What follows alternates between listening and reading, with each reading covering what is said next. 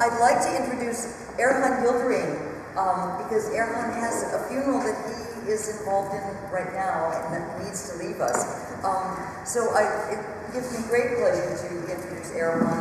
He is of Turkish descent.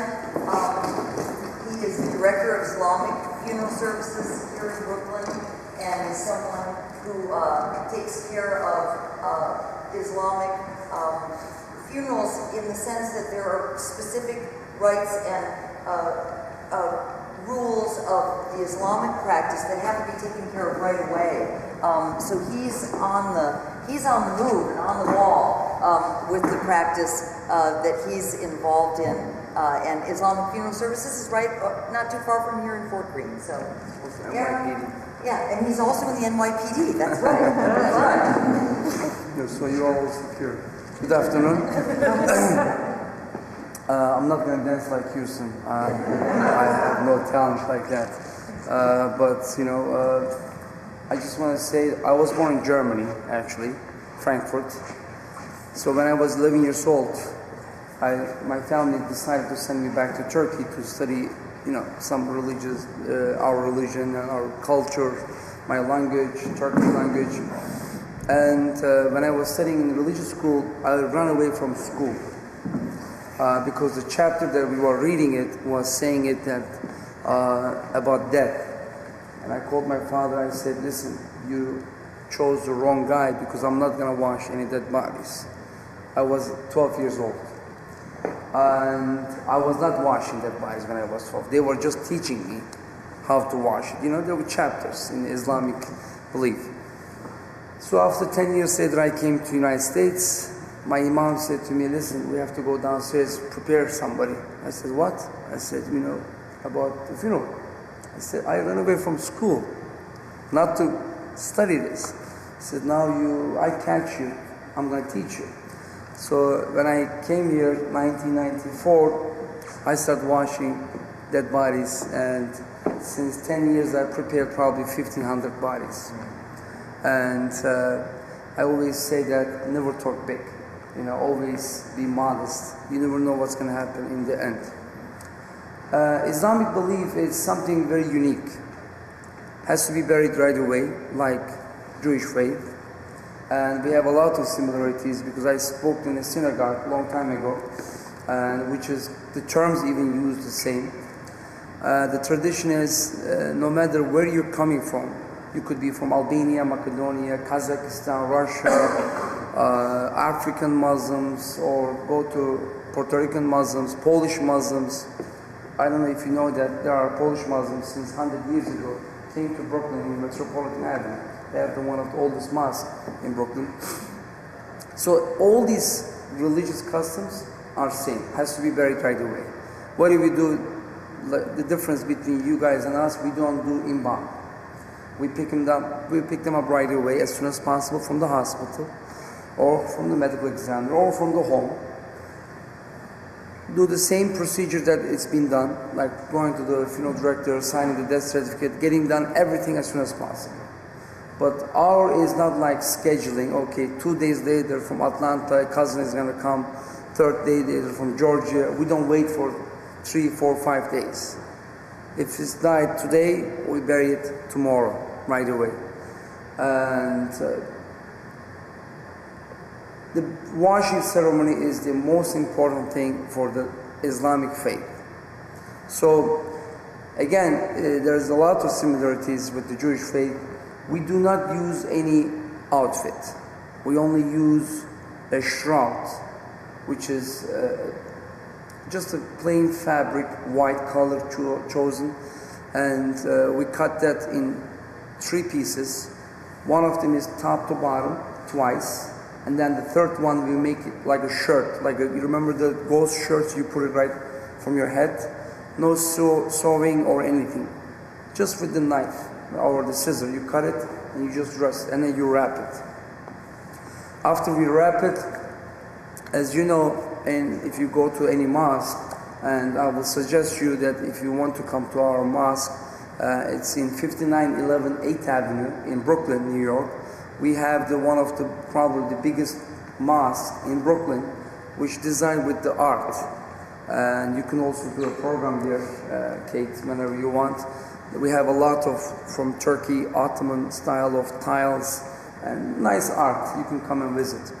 And only in the funerals, we bring the body in front of us. Other times, as you know, Muslims do not have any pictures or any statues or anything that shows an eye. But only in the funerals, we put our death in front of us. Like this kind of table, we put the death in front of us and we make a line. And during that procedure, Imam goes up and prays on him. Not on him, technically. We are praying to make his journey easier. Because who are we to pray to him? Because we're not gods. We're not somebody special has a power to save him. Only God can save him. So we are asking God, please forgive him and make his journey easier. So because this is a journey, in Islam we have 4 beliefs. There is a 4 world. One is we all born before. The second is this world. The third one is the grave world, which is going to be the underworld, and the end of that we are all going to come back again together. That's the 4th world. So that journey between this world and the grave world is very important. You have to make sure there is nothing on his body that belongs to him. Because in Quran there's an ayat called Inna Lillah wa Inna Ilayhi Raji'un, which means we came from him and we're going to go back to him. How? The way we came. Not with Rolex watch, and nice shoes, a suit, tie. Please, I'm not offending anybody. But what I saw in this business is something that I never want to see again. You know, just to make that pants straight, to put the box inside, shoes there, tie him up, make sure the tie is perfect. You know, he already passed away. Make it easier as possible to have the journey. Not to make him look good, or okay, we're going to stand him 3 hours and watch him. This is what we believe, because we do not want to disturb him. He can feel us, we know that. That's why we don't use hot water or cold water, we use warm water. We be gentle. When we speak or we cry, we do not cry next to him, because we know that he can feel us. He cannot just say, oh guys, what is these people around me? But we know that he feels it. The soul didn't leave him yet until he goes to the grave. That's what we believe.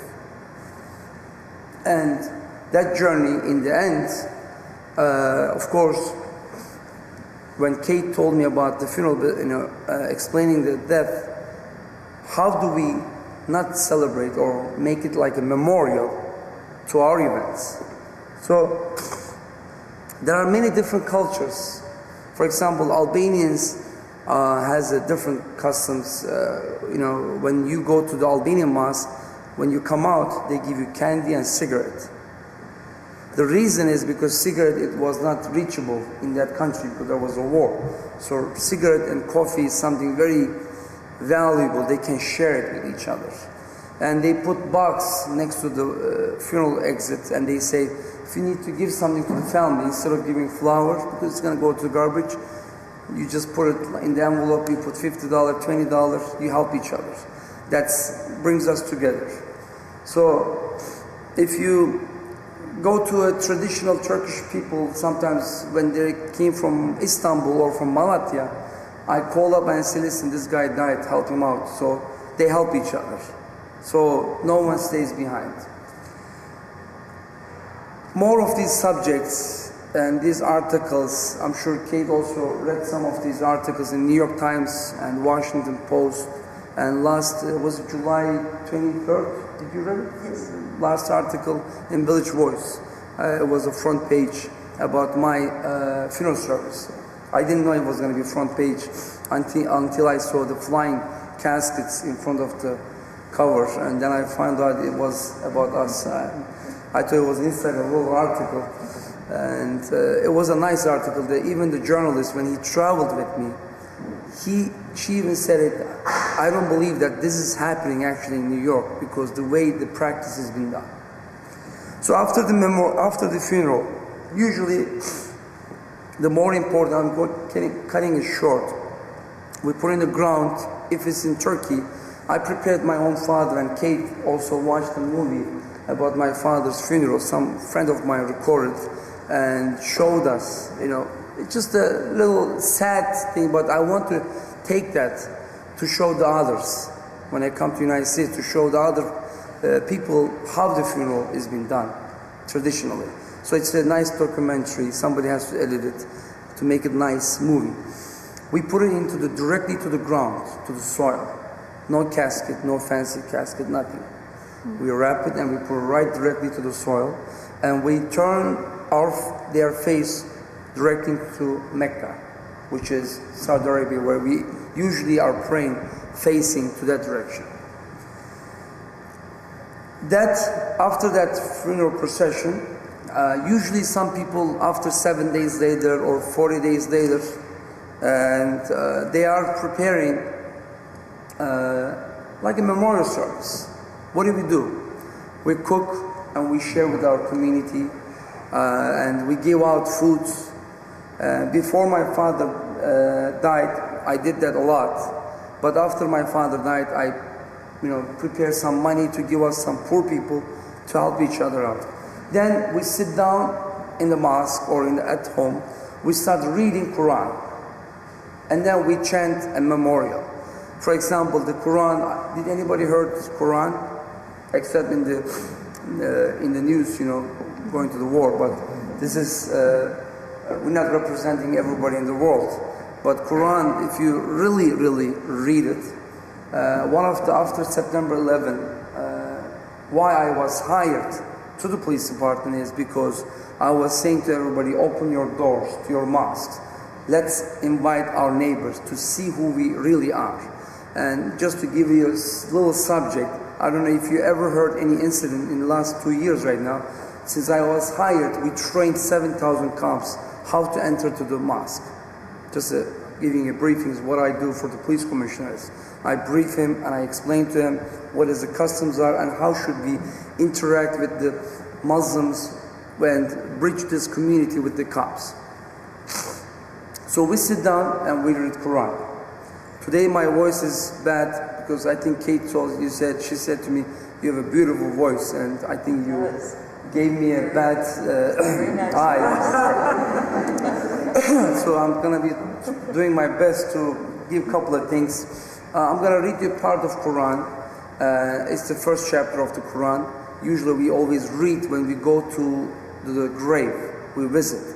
And some of these graves in Saudi Arabia, for example, they don't have any marks. They don't have signs, any pictures, anything. In Turkey, we usually put a sign and a name. We locate that person. Okay, this is your grandfather, this is your grandmother. But in some other countries, they don't want to even mark the graves. They leave it unmarked. أعوذ بالله من الشيطان الرجيم. بسم الله الرحمن الرحيم. الحمد لله رب العالمين الرحمن الرحيم مالك يوم الدين إياك نعبد وإياك نستعين اهدنا الصراط المستقيم صراط الذين أنعمت عليهم غير المغضوب عليهم ولا الضالين. You can say Amin. It's the first chapter of the Quran. Usually, for us, death, the other day, a Turkish girl was sitting behind me. She said to me, why are you wearing white? I said, it's celebration. But I'm leaving the country. I said, because death for us is a celebration. When Prophet Muhammad went up to journey, if I told you this 20 years ago or 40 years ago, you cannot go to the, you heard about this Pluton's bombing. They want to find out how the world starts and stuff. The light waves, if I told you this 20 years ago, you will not believe it. But Quran said that many thousands of years ago, how these things happens. When Prophet Muhammad went up and down, he met a crew. He said, "Why are you guys crying?" And he said, the other group was laughing. He said, "Why are you guys laughing?" "Oh, we are just coming from the funeral. The people who are laughing were coming back from the funeral. And the people who are crying, somebody gave birth." He said, "It's supposed to be the opposite way." He said, "The reason we are crying is we don't know how to raise that child now in this world. How can we raise it? What can we do for him?" And the people who are crying and laughing was saying it, "We are happy because he went to the real life." So that is what we are concentrating. I mean, before I started this kind of, in this business, I was very aggressive. But after washing many bodies, you start realizing something, that whenever I have a fight or argument, I said, "Please God, let me help him one day." Not saying, "Oh, I'm going to punish him." Let me help him one day. That's what brings you to your different soul. That's why death is probably interpreted in many different cultures, the same journey. As like Brother Houston said, there's a limbo dancing, artistic, showing you. In Jewish faith, there's Chavra Chadish. If you go to Johannesburg, they have blankets, they wrap their bodies and put it into the grave. But where does it goes? It goes to the same direction, the way we are.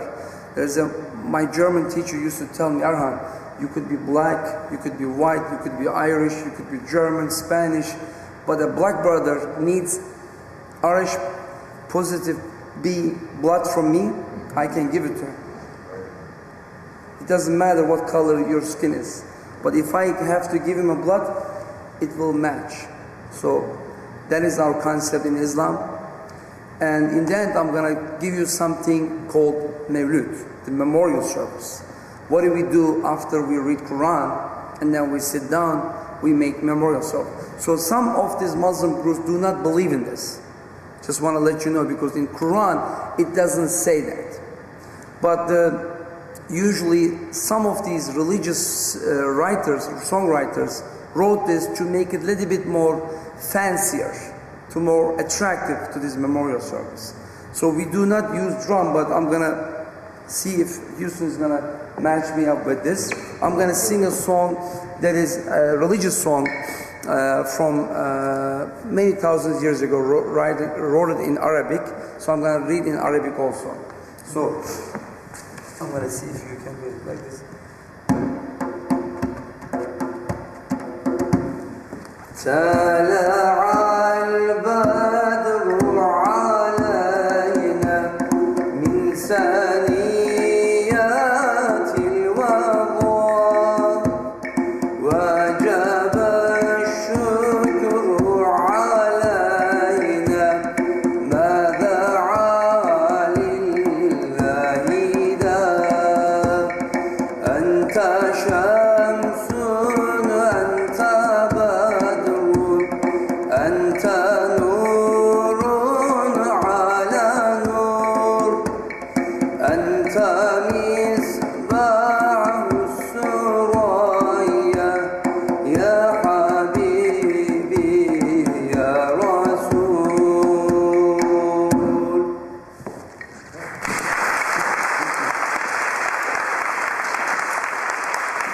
I had a feeling today I was not bring a drum. But I said, let me not go bring with the drum, because Houston, I had a signal from heart. I am sorry again. I have one of my best friends, 15 years I know, died yesterday, last night. So I have to go right now prepare him, because we don't have time. When, what time, where, how, you don't expect. And even me, as a person like this, I prepared my own father. And in Jewish faith, she will explain, the family are not allowed to prepare. Chavra Chadish group is going to make the maid and tahara. right? Perfect. And they are preparing their own self, but in Islam are being taught this to the family members so they can have this experience. Because this is the best thing that I can do my father. Can I give him a car? Can I give him a house to build him, to put him in the grave? No. But the best thing is to help him out in the end on his journey. So that's why I'm going to go help my friends to prepare the bodies with him. If you need to search anything about articles, I'm sure Kate is going to give the name, but if you are writing, you can write ERHAN, E-R-H-A-N, and last name is Y-I-L like Larry, D as in David, I-R-I-M. And the meaning of this name is King of Soldiers, Lightning. So I'm going to go like the lightning. Thank you for having me here today.